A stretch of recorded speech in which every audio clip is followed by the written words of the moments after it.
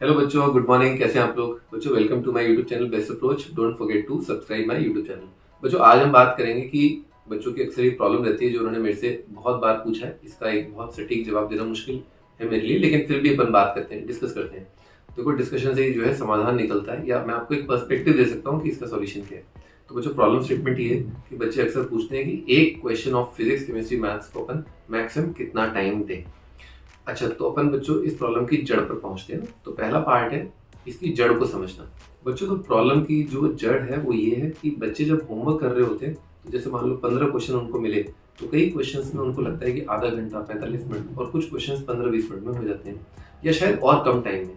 तो जो क्वेश्चंस बिल्कुल टू द पॉइंट होते हैं, या जिनको मैं कहता हूँ put the value get the answer, यानी कि आपने फॉर्मूला डिराइव कर लिया है और आपने एक दो क्वेश्चंस कर लिए जिसमें सीधे आपको बस वैल्यू पुट करनी है, फॉर्मूले के हिसाब से डेटा दे रखा है क्वेश्चन के अंदर।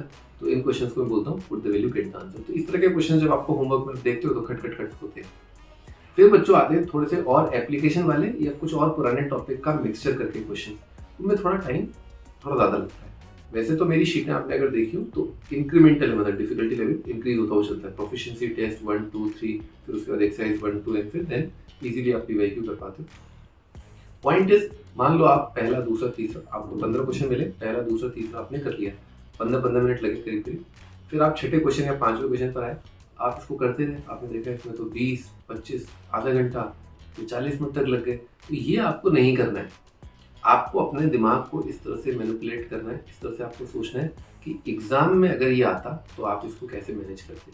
तो एग्जाम में एक बहुत इंपॉर्टेंट स्ट्रैटेजी होती है, अगर कोई बहुत डिफिकल्ट क्वेश्चन आए तो उसको आप छोड़ दीजिए, ठीक है। उस टाइम पर अपने को अटकना नहीं है उस पर बहुत ज़्यादा देर तक। आप टाइम वेस्ट कर रहे हैं और आगे के जो इजी क्वेश्चन है, जो आप जल्दी निपटा सकते हैं, उनको आप मिस कर रहे हैं। तो यही आपके होमवर्क में भी आपको ये स्ट्रैटेजी अप्लाई करनी है।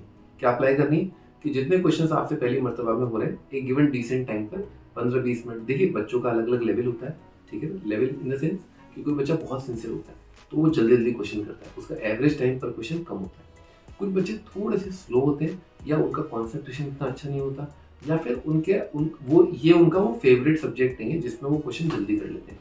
तो नॉट फेवरेट सब्जेक्ट में अक्सर बच्चों को ज़्यादा टाइम लगता है। कोई दिक्कत वाली बात नहीं है, वो धीरे धीरे यू कैन मैनेज। तो बच्चों, आप क्या करिए कि जो क्वेश्चन में आपको ज़्यादा टाइम लग रहा है उसको आप छोड़ दीजिए, पीसीएम पूरा होमवर्क कंप्लीट करिए। Then there is a list या there is a bundle of questions जिसमें आपको बहुत ज़्यादा टाइम लग रहा था। अब आप 5-6 घंटे पढ़ चुके हैं, पूरा होमवर्क हो चुका है। अब आप इन क्वेश्चंस को जितना बचा हुआ टाइम है वो आप दीजिए, जो भी आपको अप्रोप्रिएट लग रहा है, जितना भी आप पढ़ते हैं। अगर फिर भी इसमें डाउट बरकरार रहता है तो आप अगले डाउट सेशन में आकर के अपने टीचर से डिस्कस कर सकते हैं, ठीक है बच्चों। इन जनरल यही आपका सॉल्यूशन है इस चीज का कि एक क्वेश्चन को कितना टाइम देना है, ठीक है बच्चों। I hope you like the video. Take care, best of luck.